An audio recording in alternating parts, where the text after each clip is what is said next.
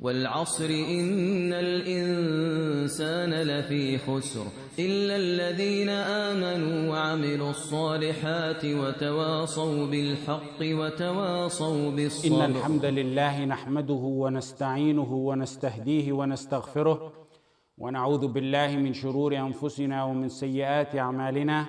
من يهده الله فلا مضل له ومن يضلل فلا هادي له، وأشهد أن لا إله إلا الله وحده لا شريك له، وأشهد أن محمدًا عبده ورسوله صلى الله عليه وعلى آله وأصحابه وسلم تسليما كثيرا. أما بعد. We're talking about the four fundamental principles, where he starts off with Bismillah ar-Rahman ar-Rahim. اعلم رحمك الله أنه يجب علينا تعلم 4 مسائل. الأولى العلم، وهو معرفة الله ومعرفة نبيه ومعرفة دين الإسلام بالأدلة. الثانية العمل به. الثالثة الدعوة إليه. الرابعة الصبر على الأذى فيه. والدليل قوله تعالى بسم الله الرحمن الرحيم والعصر إن الإنسان لفي خسر إلا الذين آمنوا وعملوا الصالحات وتواصوا بالحق وتواصوا بالصبر.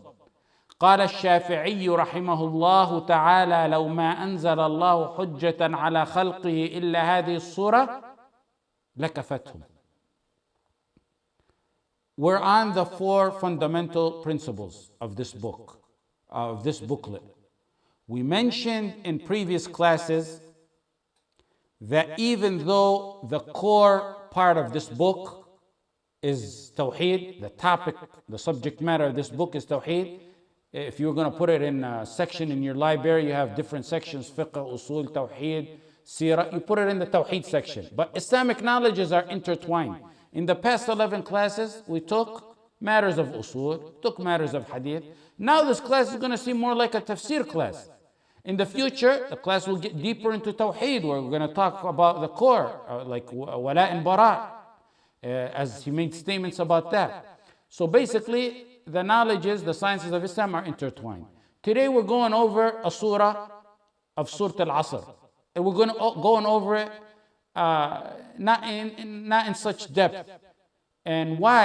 Why so? Because the past 11 classes were nothing but Tafsir Surat Al Asr.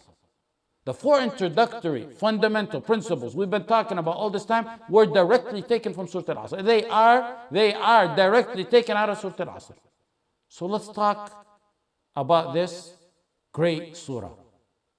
And let's start with the introduction. And really, as an introduction to the surah, you don't need to know more than a hadith where كان الرجلان من أصحاب النبي صلى الله عليه وسلم إذا التقيا لم يفترقا حتى يقرأ أحدهما على الآخر والعصر إن الإنسان لفي خسر ثم يسلم أحدهما على الآخر. This hadith is in At-Tabarani, and its chain of authenticity is authentic. When the Sahaba used to meet, when they used to see each other, they would only depart after one of them would recite Surat Al Asr. And then they would bid each other peace and leave. This shows you the subject matter of their discussions. We need to be careful in what we discuss. Their discussions, look at that, and compare our discussions to theirs. Their dreams, their hopes, their thoughts, if you look at it and analyze in the hadith, it was all Islam. Knowledge is not an accumulation of text, but application of the text you learn. You see the effect of their knowledge in their settings.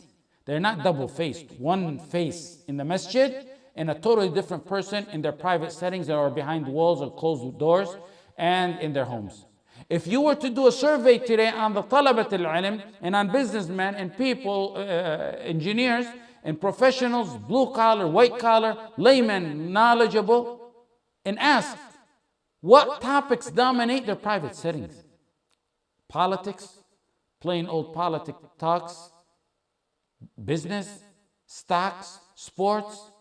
That's if it doesn't go into matters that are further that are further and clear in their prohibition, in their haram. Why did the Sahaba read Surat Al Asr? Why in their private settings where they recited Surat Al Asr, when they were taught plenty of ayat and plenty of hadith.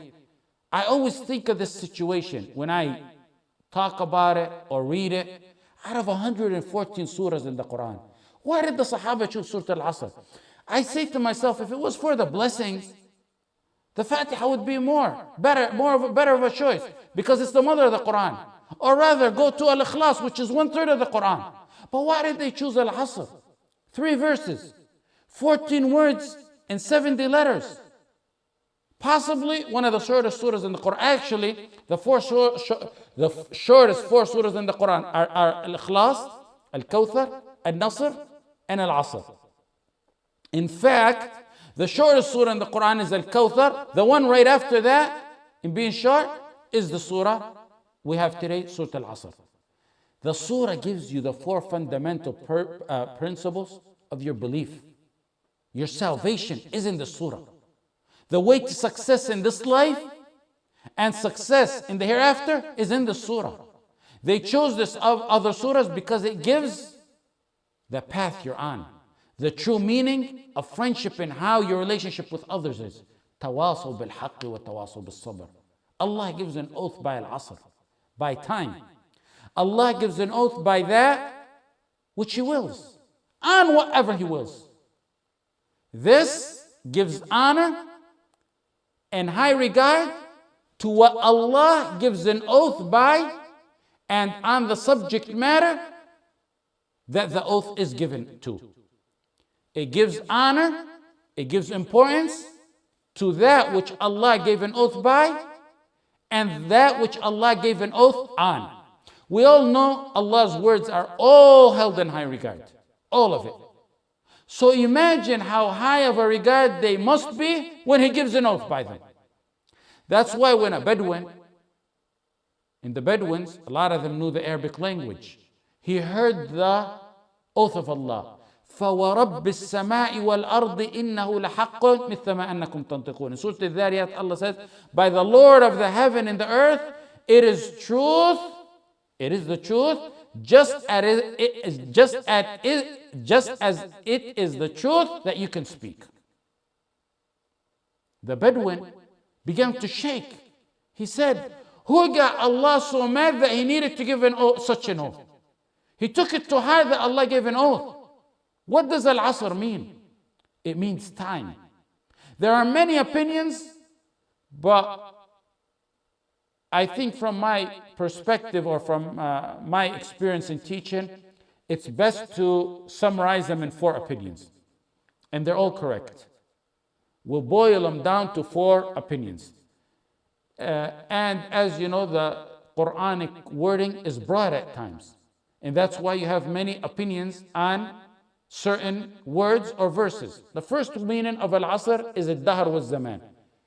The epic, the era, time. That's what's meant by it. In what era? They said two opinions. From the time of the creation until the judgment day, or from the time you were born. Another group said from the time you were born until the time you die. That is to show one is like a spinning wheel. Every time passes by, every moment, every second that passes by, a portion of you is lost. You are made of time. Imagine yourself as if you were made of time, of seconds. Every time a second passes by, a slice of you is cut off. A slice of you is buried. Ibn Abbas said, Asr means dahr, the token of time, an era, age, time, the time period. Wa in wal asr, the waw here is harf qasam. That letter is a letter of an oath. The time from the start of the earth until the final moments. The time from when one is born until he dies. Why is Al Asr so important? Why? He gave an oath by something, it means it's important. Because the tests of mankind that will determine your ultimate, final destiny occur during Al Asr, during time. They all occur during time. And also, because the miracles of Allah occur in Al Asr. Among the miracles of Allah are those that occur during Al Asr. Who's the one who makes night as a covering for you, and sleep as a repose for you. He makes the day nushur, getting up, energetic, to go for your daily work and tasks. He made sleep as a sign for you, as a miracle for you. He made night as a sign and a miracle. He created the night, He created the day, the sun, the moon, all of them in an orbit flowing. All of that occurs, a portion of Allah's miracles and sign occur in Al Asr. When do those signs occur? In Al Asr. So it's because you're the determining factor of your ultimate, your final future. It happens in Al Asr, and many of Allah's miracles and signs occur during Al Asr. Time is so essential that it could be the final seconds of one's life that turn out to be the determining factor in one's ultimate destiny. He says shahada that will take him from being permanently doomed to those who were swayed from hellfire onto a heaven bigger than the sky and the earth. If a few minutes or a few seconds can take one from the status of being doomed to a high status of being in a garden of heaven bigger than the sky and the earth, then imagine the value of time during your entire lifetime. You see how important time is? You see how important Al Asr is? That's why Allah gives an oath by it. That's the first opinion. Second opinion is that Al Asr means the era, the time, the era of the life of the Prophet Muhammad ﷺ. That's the ideal era. It's the most important era. It's the era where we consider it the golden era, because we refer to it in everything. Our ummah will never achieve success nor honor ever until they refer back to that golden era in everything. The Asr al-Dhahabi, Al-Asr al-Dhahabi. For political matters, we refer to that era. If it's worship, we refer to that era. If it's to attain any type of guidance, it's in that era. Aqidah, manners, it's the era we look up to. The golden era, the best era. That's the second opinion. The third opinion is that Asr means the time at the end of the day. Qutadah said in one of his opinions, in one of Qutadah's opinions, because he had many opinions on this issue, in one of his opinions he said that it's the last moments of daylight, meaning right before sun goes down. When people call it day, that's usually the time that people call it day. They return from home, from work, they get back home from business, they return back home from school, from farming, they close shop. Then they begin to ponder and contemplate and calculate the gains and losses for that day, the achievements or failures for that day. They begin to think about it. Allah wants you to draw attention to the end of the day when you usually return from materialistic life and you're usually worldly minded at that time. He wants you also to be akhirah minded and think about what you achieved or lost in matters pertaining to the akhirah. Akhirah is a business transaction. It's a trade. Allah called it a trade. Just as you check your profits and loss, your achievements and losses at the end of the day, your achievements and failures, you do the same for al-akhirah. إن الذين يتلون كتاب الله وأقاموا الصلاة وأنفقوا مما رزقناهم سرا وعلانية يرجون تجارة لن تبور. Those who perform salah and spend in charity out of that which Allah provided them secretly and openly, they hope for a sure trade gain that will never perish. Tijara, business transaction that will never perish. Allah called the matter of the life after a trade, a business that will never perish, unlike the businesses of this life. At a time when you're worldly minded, at the end of the day, by Al-Asr, be akhirah minded as well. Allah wants you to take advantage of your time. One of my shuyukh told me that his shuyukh told him, or he heard it already, I don't remember what it was, but it stuck in his mind, and when he said it, it stuck in my mind. He said the scholars knew the true value of Al-Asr time or era in what it meant by looking at a wagon or cart sellers who sell ice. When I made Hajj, the last time I made Hajj was in the mid-90s. And you would see back then, many people during Hajj in Mina and Arafat and Muzdalifah, they would push a cart wagon in the very hot sun selling ice. And if there would be big ice cubes, ice blocks. If you don't take advantage of every second and sell the ice, what happens to it? It melts. If they slack off, if they park that wagon and cart and go relax in the tent in Mina with one of their friends and go idle, the ice melts. Their capital investment and their profits are all gone. Once the ice melts and turns into useless drops on the ground, all one can do at that point is clap his hands in sorrow and grief and regret. There's no point in doing anything because he's lost it all. That ice is your time. That's your asr. If you don't use it wisely, before you know it, it'll be useless drops in the alleys and pathways. The Qur'an is so amazing when you look at it. When Allah gives an oath by time, if you look at it, when He gives an oath by time, by the early time of the day, when there's activity, when there's daylight, وَالضُّحَى, in the early day, when you're heading to work, when you're heading to school, when you're heading to business, when your deeds start, when your activities start, it's the duha. It's the early part of the day. In that surah, Allah says, a promise. وَالضُّحَى وَاللَّيْلِ إِذَا سَجَى. The verses go on to say, وَلَسَوْفَ يُعْطِيكَ رَبُّكَ فَتَرْضَى. He gave an oath by daylight. Soon after that, He said, I'll give you. Promise. There's a promise in there. That's in the early daytime when He gives an oath by the early day. But then if you look at Al Asr, according to this opinion, Al Asr is the end of the day, right at sundown, when everyone returns from work, when the day's over. Because the next day starts at Maghrib. The night at Maghrib is the beginning of the next day. Wal Asr, inna al-insana lafi khusr. Al Asr, He says, lafi khusr, a loss. Why does He mention loss here? Because it's the end of the day. If you didn't take advantage of it, your ice melted.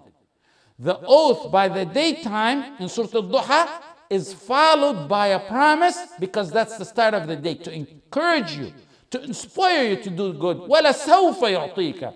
Al-Asr, the end of the day, according to the third opinion, and that means it's at a loss if you did not take advantage of that day. The fourth opinion. The fourth opinion is that Al-Asr here means precisely Salat Al Asr. In another group that we can tag on, another opinion we tag on here, is it's the timing of Salat Al Asr. Not Salat Al Asr, the timing of Salat Al Asr. Why Salat Al Asr according to this opinion? That's to show honor and importance to the Salah. In Al-Bukhari, the Prophet ﷺ said, "Man fatathu salatul asri, فكأنما وتر أهله وماله." Ibn Umar said that the Prophet ﷺ said, whomever misses the Asr prayer, then it is as if he lost his family and his property. In Bukhari, "Man fatathu salatul asr, فقد حبط عمله." The Prophet ﷺ says, whomever misses Salat Al Asr, whomever misses Salat Al Asr, his deeds will be annulled. And look at these hadith are misses the timing of it. Not leaves it, not neglects it where he doesn't make his salah. This is one who misses the timing of it. Close your eyes and imagine a day when you have it all. Everything's going good for you. You're content in life. Your job is beautiful. Your school is great. Your family and your relationship with them is at its peak. And all of a sudden, you wake up one day or you walk to your house and everything is gone. Your wealth is gone. Your family is gone. May Allah protect your families. Your job is gone. How would you feel? You should feel that's the Prophet ﷺ saying, that's even worse if one misses the time in the Salat Al Asr. The selected opinion on Al Asr, and keep in mind the words of Allah are miraculous. The meanings of the Qur'an at many times can encompass many meanings. At-Tabari rahimahullah said, the correct view on this is that Allah gave an oath by Al Asr, which means the token of time, era, it's day, it's night, it's evening, it's all of time. Basically he's saying it's all of the above, it's all of time. Allah didn't specify a certain time or era, so everything that falls under Asr, time, is included in this verse. Shanqiti rahimahullah, and Shanqiti, this is the older Shanqiti, the author of Adwa al-Bayan, because there's many Shanqitis out there and many ulama of them. He was my father's teacher, a man that I was a kid when my father was in Medina at that time, and he was a man I wish I laid my eyes on, a giant in ilm. There's hundreds of ulama that are attributed to Shanqiti, but if you say Ash-Shanqiti, among the learned people of knowledge today, it refers to this man, Ash-Shanqiti. Just like you say Al-Kitab means book, but if you say Al-Kitab, it automatically to us Muslims it means Al-Quran. And like when you say Ash-Shanqiti, it means this Shanqiti, among the learned knowledgeable people. My father used to have recorded the tafsir of him that were approximately 50 years old, that he kept close to him under his bed until they were confiscated approximately 12 years ago by the FBI, where I remember I used to listen to some of them where they were tafsir of Surat Al-Tawbah. Among these giants, students are Ibn Baz, Ibn Uthaymeen, Abdurrahman al-Barraq is a student, Ahmud al-Uqla is one of his students. Bakr Abu Zayd is one of his students. Atiyya Salam, rahmatullah alayhim ajma'in, is one of his students. Actually, Atiyya Salam is, I believe, his number one student because he never departed his side. He found him, he met him, never left him till his last moments. And he was my teacher and my father's teacher, Atiyya Salam. Shanqiti wrote 3 tafsirs of the Qur'an. The final one, and the most thorough one, was an amazing tafsir where he did tafsir of the Qur'an by the Qur'an. He wrote it in 7 volumes. And when he got to Surat Al-Mujadala, verse number 22, rahmatullah alayhi, he died. His student, Atiyya Salam, who was my father's teacher and my teacher, someone I was very close to, he finished the Qur'an. He finished the tafsir. And then they sent it out to print it, and it's now called Adwa al-Bayan. My father informed me one time that they asked the Shanqiti, rahmatullah alayhi, why is it you put so much emphasis on tafsir? He gave a great portion of his life to tafsir, even though he was a great knowledgeable person in Usool. He was very knowledgeable in fiqh. He was very knowledgeable in aqeedah, and he has booklets on that. He was a master in many of the Islamic sciences, even in Arabic language and grammar. And the answer was, he said, not a single opinion of the opinions of Salaf on any verse in the Qur'an except I know. He's not bolstering, he's confined in his students. Ulama, brilliant ulama. My father told me he heard that. And of course I love my father and I believe him. May Allah grant him a long life full of deeds. When I returned to Medina alone to study in the Islamic University, I was in the company of Sheikh Atiyya Salam. And one of the times I asked him, I said, did you hear what my father told me? Did you hear it? Sheikh Atiyya said, I remember the day your father asked it, and the setting we were in, and the surrounding of that day. Giants, not an opinion of the Salaf on any matter except he knows it. Now we have little cads and rascals running around portraying themselves to be imams of mufassirin, selling the verses of Allah and the hadith for a little price to please the enemies of Allah and the enemies of mankind. A brother came to me a few days ago, and he said, he was truthful, and I gotta respect his truthfulness. He said, will you write me a tazkiyah so I can get in a certain place to learn? I asked him some questions because I didn't know him, and I asked, what was your purpose to learn? Why you want to go learn? He was very frank and honest. He said he wants to learn basically to bank off of it. He said he knows so-and-so who just knows Arabic. He has an institute and he charges on each head per year so-and-so. And if you want to learn tafsir from him, you got to learn. And names he named, I don't even know. You've got to learn tafsir from him, you got to pay to learn. And he wants to do the same. He wants to bank off of it. Today, we have unhatched, inferior mufassirin who, when calamity befalls their brothers, the manabir begin to shake in unity with their shouts, one cheering the other, tampering in the verses of Allah, quoting hadith and manipulating their meanings and the meanings of ayat. Then when a historic genocide of 2,500 to 3,000 of our honored, beloved brothers in Bangladesh, suddenly the pulpits are silenced. They're the hermaphrodites. I said it before, and I say it again. These are the hermaphrodites. These are the hermaphrodites of the ummah, because if you know the definition of a hermaphrodite, he's the one with a reproductive organ of both sexes. And also, it's one who possesses disparate and contradictory qualities in the way they think or they talk or speak. One way of thinking when there's lots of Muslim lives, and one way of thinking when there's lots of non-Muslim lives.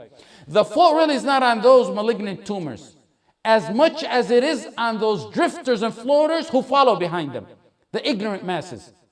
You find someone who has no idea about jewelry, but he won't trust his necklace or his wife's necklace or his ring at a jeweler for a half an hour to fix it until he makes sure this is a trustworthy, honest jeweler who knows what he's doing. For 5 minutes, he can't trust someone with a necklace. And the same thing with a doctor. He'll go and choose the best doctor and seek and pursue it. But when it comes to his deen, he'll take it from the hermaphrodites. And instead of this taking our topic, let's get back to our point. Sheikh Shanqiti, Ajayin in Tafsir, commenting on this verse, he said the opinion of Al Asr, he took the opinion of Al-Tabari rahimahullah of Al Asr, which means it's the entire time, from the beginning till the end, or your time on earth, which in reality becomes time. He means all of time. Basically, your time on this earth altogether as an individual, or all of the time of creation. And why I mention his opinion is not because it's opinion, because it's the same as Al-Tabari, nearly the same as Al-Tabari, very close to Al-Tabari. Why I mention it is because how unique he selected this opinion and how he supported it. Before Al Asr, he said, look how he supported it. He said, before Al Asr, there's At-Takathur, Surat Al-Takathur. In Surat Al-Takathur, Al-Hakum Al-Takathur, Allah is vilifying one who's occupied with this world until he visits the grave. He doesn't take advantage of this life until he visits the grave. Al-Hakum Al-Takathur hatta zurtum al-maqabir kalla sawfa ta'lamun. Then after Al-Asr, before is Al-Takathur, after Al-Asr is Al-Humazah. Allah is saying the same. Gathering wealth will not make you last forever.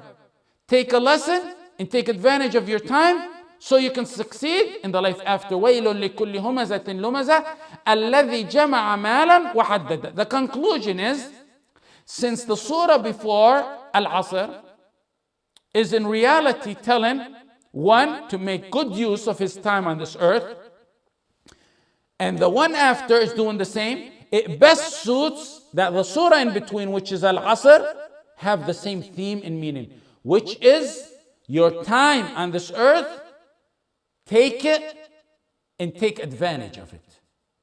So he said, we stick to the theme of the surah before and the surah after. Al-Asr is one word. 3 letters in Arabic. Ain, Sadra. One word, but big for those who understand it. Many, if not most, who follow us and who are here are youth and young in their age. There are futures who hold a long journey ahead of them. Many youth don't value time. Many youth and elders don't value time, but it's mostly a problem among the youth. Lots of the youth don't know the value of time, so they misuse it. The Prophet ﷺ said in a hadith in Sahih Bukhari, نِعْمَتَانِ مَغْبُونٌ فِيهِمَا كَثِيرٌ مِنَ النَّاسِ الصِّحَّةِ وَالْفَرَاغِ. 2 blessings. Many people incur غُبُنٍ in, which means loss. And they are health and free time for doing good deeds. The hadith is in Sahih Bukhari. One may have health and not direct it for either a legitimate purpose in this life or the life after. And likewise, with time. Time is a passing wheel. It's a passing wheel. What passes of it, you'll never get it back. Most of the time, the elders tend to realize at the end of their life the value of this word. They realize the value of time. They realize it at a time when they no longer have the health to put their time into proper usage. But then they can't recant it. What's gone is gone. What passed is gone. The past is gone. Many times we're faced with youth who have the resources of a time, Al Asr, they have the resources of Al Asr, and they have the asset of health, yet they neglect to properly and effectively use it. Then you got the elders who found and finally realized the value of time, but sadly it's when they're on a walker, they're on a wheelchair, they're back and forth from hospital and doctor visits. When one grows older, they begin to have wisdom and regret a lifetime that they wasted. Even if it wasn't in haram, even if it was in neutral matters, a true wise elder would regret it. Take heed from this. Take advantage. I'm telling you to take advantage because it's not late for you. You're young, you're in your prime. Take advantage in learning. Take advantage in ibadah. Take advantage in da'wah. Don't let a minute of your life go by wasted. The elders used to tell their students the famous quote, memorizing in the youth is like inscribing on a stone. Memorizing as an elder is like writing in water. Even though my father, may Allah grant him barakah and a long life full of deeds, may Allah grant him the utmost highest rank of heaven, he tends to disagree with this. He says he's approximately 75 now, and he says that his memory at this age is better than it was when his youth. Al-Hasan al-Basri said, I met people who were more miserly in their time than they were with their money. You ask them for money, they'll be generous in it. You ask them for time, they're not going to give it to you. Al-Rabi' ibn Sulaiman used to say, Al-Shafi'i rahimahullah divided his nights into 3 portions. One portion was for writing, and another portion was for salah, and a third portion was for sleep. Not a moment to waste. When a man approached Amir, and Amir was a scholar who seen that this man was possibly talking vain. The man told Amir, let me speak to you. Amir said, if you can stop the sun, then we can sit and talk. Meaning, if you can stop time, I'll sit and talk with you. If not, I gotta limit my time to that which is effective and wise. Hamad ibn Salama said about his sheikh, Sulaiman al-Taymi. Sulaiman al-Taymi was born 46 years after the hijrah of the Prophet Muhammad sallallahu alaihi wasallam. He was a muhaddith. He said, I never entered on my sheikh except that he was in wudu. He was in janazah. He was in the masjid learning or teaching. It got to the point that I said this man could never have time to even think of committing a sin. Al-Dhahabi rahimahullah, when he documented and talked about the life of Al-Khatib al-Baghdadi, one of the things I recall he mentioned about him is that Al-Khatib al-Baghdadi would walk in the streets with a book in his hand all the time, reading. No time to waste. Abu al-Wafa Ali ibn Aqil used to say, it's not permissible for me to waste a moment of my life.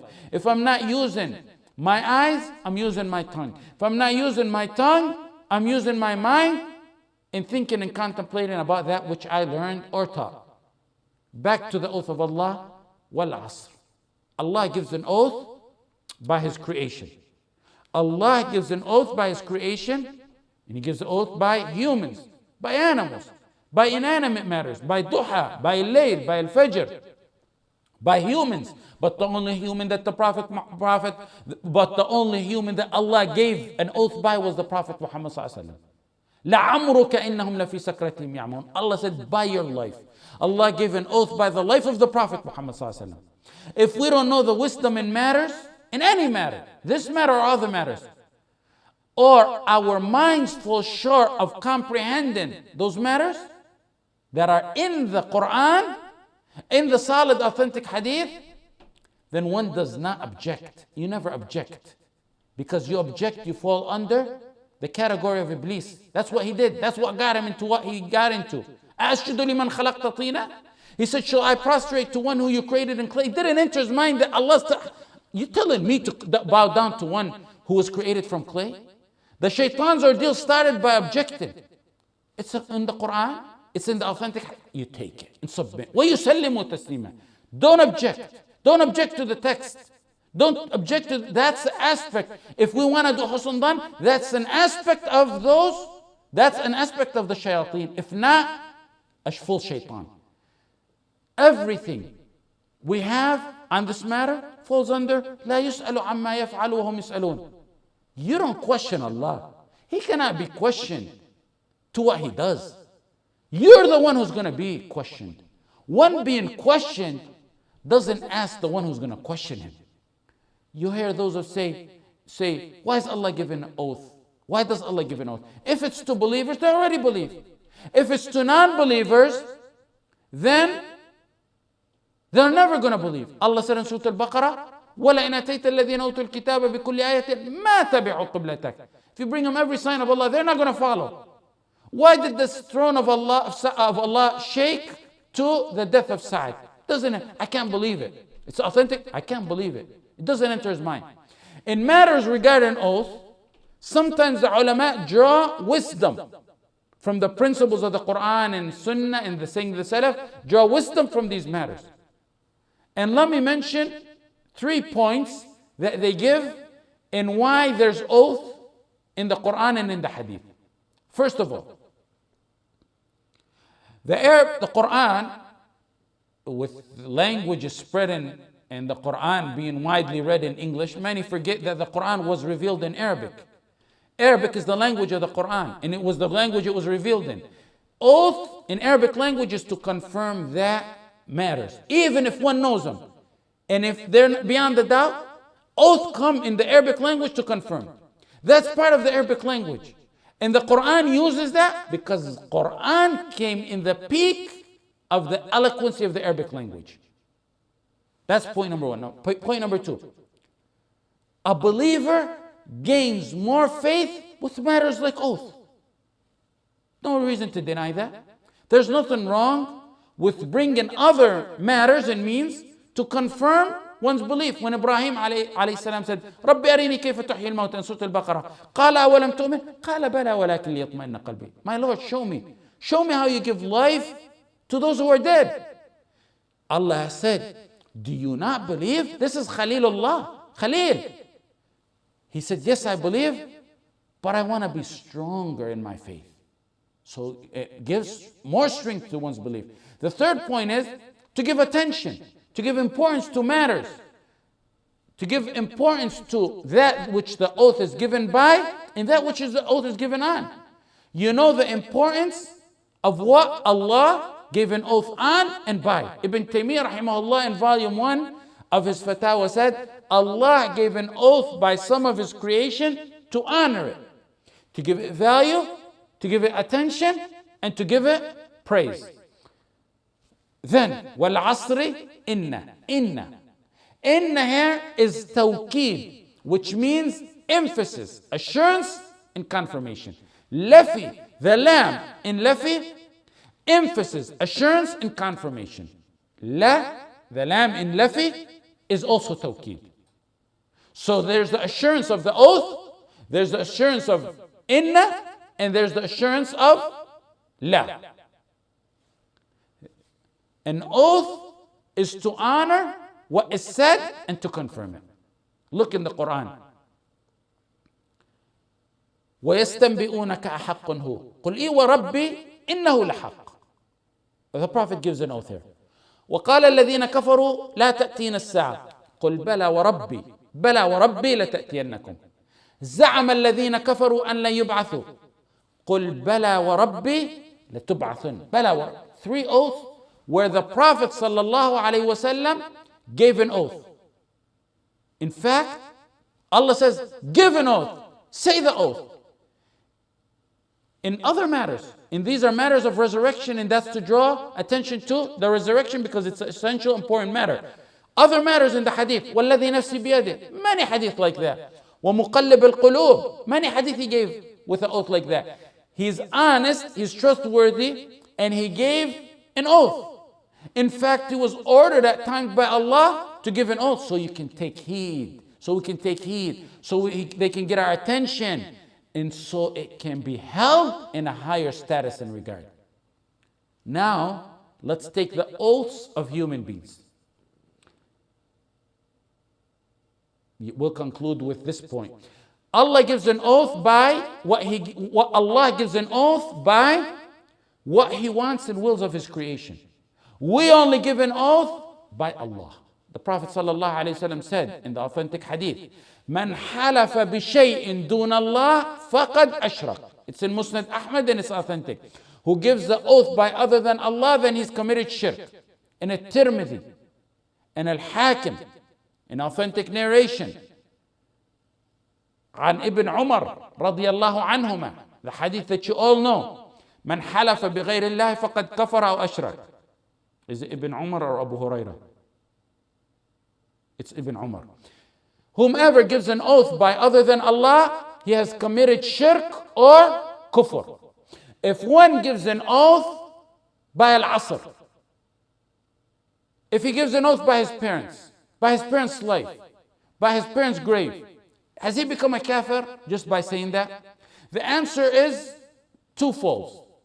If he gives an oath by other than Allah, believing that which he gave an oath by is at the level of Allah or higher status or has power or sacredness like Allah, then he has negated his deed. The second point, if it was a slip of a tongue, or he honors his parents, but he gave an oath, but he does not honor them anywhere close to Allah or equivalent to Allah or anywhere above Allah, of course. It was a slip of a tongue or a random oath he gave. It's a sin and it's a minor shirk, and he should seek forgiveness from Allah. And some scholars even say La ilaha illallah, even though it did not negate his faith because it's a smaller shirk. There's no problem in one giving an oath. If you look into the Sunnah, you will find that the Prophet ﷺ gave nearly 80 oaths, 80 times. Allah even ordered him at times to give an oath. However, some scholars said it's best for one to preserve his oath and keep him for matters of substance. If it's not a matter of substance, not to give the oath. Why? They use the verse of Allah, وَاحْفَظُوا أَيْمَانَكُمْ Surat Al and protect your oath. They take it to mean, do not swear much. Do not swear much. Some use the hadith in Sahih Muslim. Sahih Muslim. A man came to the Prophet ﷺ and asked him questions. The Prophet gave him answers. The man said he's going to apply what he learned. The Prophet ﷺ said, أَفْلَحَ وَأَبِيهِ إِن صَدَقَ. By his father, he succeeded if he's truthful. The Prophet gave an oath by his father, and here the ulama have opinions on this. The first one is that it's a shadh, it's an odd narration. Number two is Ibn Abd al-Barr said it was a mistake by one of the narrators. It was really أَفْلَحَ وَاللَّهِ. He succeeded by Allah. One of the narrators down the chain made a mistake. The third opinion is that it was said before the prohibition came regarding giving an oath by other than Allah. Ibn Mas'ud rahimahullah said, لأن أحلف بالله كاذبا أحب إلي من أن أحلف بغيره صادقا. If I were to give an oath on a lie, by Allah, on a lie, is better than to give an oath by other than Allah. Meaning, if I were to lie in an oath by Allah and use Allah's name, proper name, better than to give an oath by other than Allah and be truthful. With this, inshallah, we will conclude and we will continue next week, inshallah. جزاكم الله خير وصلى الله على سيدنا محمد وعلى آله وصحبه